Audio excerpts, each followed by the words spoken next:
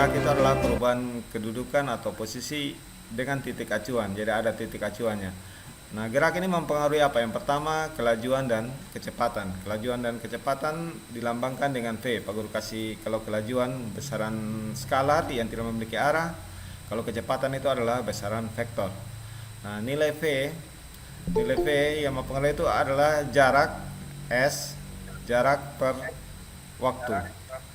Nah, kalau Pak Guru kasih contoh, jaraknya 100 km misalkan. Jaraknya 100 km. Waktunya 2 jam. Nah, 2 jam itu berapa menit? Ada yang tahu? 2 jam itu berapa menit? 120 menit. Iya, 120 menit, betul. Nah, kalau 100 km, 100 bagi 2 berarti masih sisa 50. jawabannya iya, berarti 50 km per jam. Nah, maksudnya apa 50 km per jam ini? Berarti dalam 1 jam kendaraan atau apapun benda menempuh jarak 50 km. Jadi kalau dia jalan selama 2 jam, dia menempuh jaraknya itu adalah 100 km. Nah, oke, Pak Guru jelaskan. Jadi percepatan itu adalah perubahan kecepatan bagi dengan perubahan waktu. Nah, perubahan kecepatan itu Pak Guru kasih contoh. Misalkan kita kecepatan awalnya 3 meter per sekon. Setelah itu kecepatannya menjadi 1 meter per sekon. Nah, di waktu yang dibutuhkan misalkan 2 sekon. Nah, dari sini kita bisa mengurangi. Karena satuannya sama, 3 kurang 1 hasilnya itu adalah 2 meter per sekon. Sedangkan untuk perubahan waktunya tetap 2 sekon. Nah, berarti 2 bagi 2 sama dengan 1. Jadi hasilnya itu adalah 1 meter per sekon pangkat 2. Nah, ini adalah percepatan. Ingat ya. Yang pertama tadi kecepatan bedanya kecepatan itu adalah jarak per waktu atau perpindahan posisi per waktu. Kalau Pak Guru kasih contoh tadi, misalkan 100 km bagi dengan waktu yang dibutuhkan 2 jam misalkan. Nah, berarti 100 bagi 2 itu adalah 50 km per jam. Nah, maksudnya kalau 1 jam dia bisa menempuh 50 km. Berarti kalau 2 jam, ya 2 jam dia tempuhnya 100 km. Nah, Pak Guru lanjutkan tentang gaya. Nah, yang kemarin kalau materi yang Pak Guru sampaikan, gaya itu adalah tarikan atau dorongan. Gaya itu adalah tarikan atau dorongan ya. Jadi gaya kita bisa berikan tarikan atau dorongan.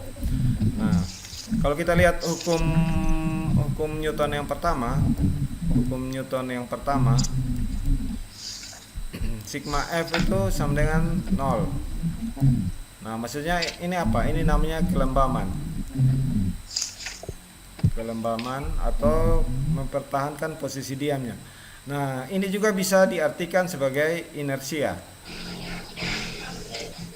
Nah, inersia itu maksudnya apa? Kalau dia sudah bergerak dengan gerak ya, ingat ya.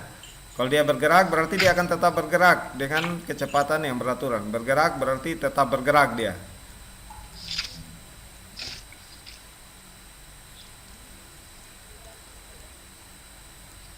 Jadi bisa kalau hukum 1 Newton itu sigma F sama dengan 0, bisa dia disebut kelembaman atau mempertahankan keadaan diamnya.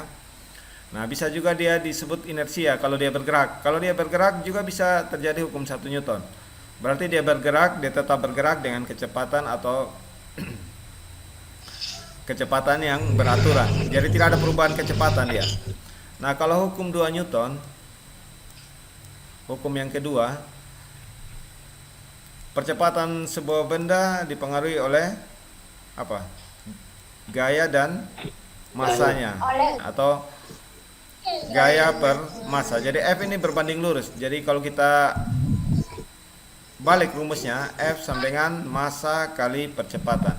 Jadi percepatan sebuah benda itu dipengaruhi oleh gaya. Mikrofonnya tolong dinonaktifkan dulu. Nah, percepatan sebuah benda itu dipengaruhi oleh gaya dan masanya. Jadi kalau kita menghitung gaya, berarti gaya sama dengan massa kali dengan percepatan. Nah, Pak Guru kasih contoh, 2 contoh ya. Nah, misalkan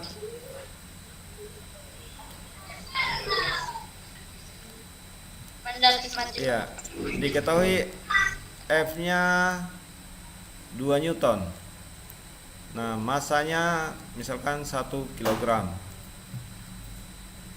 Nah, yang ditanyakan itulah percepatan. Berapa percepatan selain percepatan yang digerak, ini bisa juga percepatannya di gaya ya. Tadi kan di percepatan ada yang digerak, Tom. Percepatan itu berarti perubahan kecepatan per waktu. Nah, kalau misalkan yang diketahui gaya dan massa, kita bisa hitung percepatannya. Jadi A sama dengan F per M. Nah, F-nya 2 Newton. 2 Newton bagi dengan 1 kilogram. Nah, berarti 2 bagi 1 hasilnya itu adalah 2 Newton per kilogram. Nah, kalau kita lihat satuannya Newton, Pak Guru apa di sini ya? Satuannya Newton itu adalah kilogram meter per sekon pangkat 2 bagi dengan, ini kan kilogram ya. Kilogram Pak Guru kasih pindah di sini. Bagi dengan kilogram. Nah, kilogram dan kilogram kita hapus. Nah, jadi satuan dari percepatan sama dengan meter per sekon pangkat 2. Sama lah satuannya. Oke, baik. Kalau misalkan pertanyaannya begini. Masanya adalah 10 kilogram. Nomor 2. Nah, percepatannya misalkan 10 meter per sekon pangkat 2. Yang ditanyakan berapa F-nya? Gaya yang bekerja. Berarti F sama dengan massa kali percepatan. Ya, 10 kilogram kali dengan 10 meter per sekon pangkat 2. 10 kali 10 berapa? Ada yang tahu? 100. Tinggal tambahkan nolnya ya. 1 ada 2 nolnya. Berarti 100 kilogram meter per sekon pangkat 2. Nah, ini sama dengan 100 Newton. Oke, ini hukum kedua. Sekarang kita lihat hukum ketiga Newton. Ada yang masih ingat hukum 3 Newton itu tentang apa?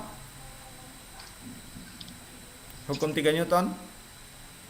Aksi dan aksi dan reaksi. Jadi hukum 3 Newton itu aksi dan reaksi. Jika satu benda diberikan aksi, berarti benda yang lain akan diberikan reaksi yang sama besar. Jadi kalau sigma F1 sama dengan sigma F2. Kalau ini yang aksi, berarti ini juga reaksinya. Jadi kalau kita memberikan aksi, benda juga akan memberikan reaksi kepada benda yang memberikan aksi. Nah, itu tentang materi yang kemarin. Sekarang Pak Guru kirim link untuk ulangannya. Pak Guru kirimnya di chat ya. Nanti Pak Guru kirim di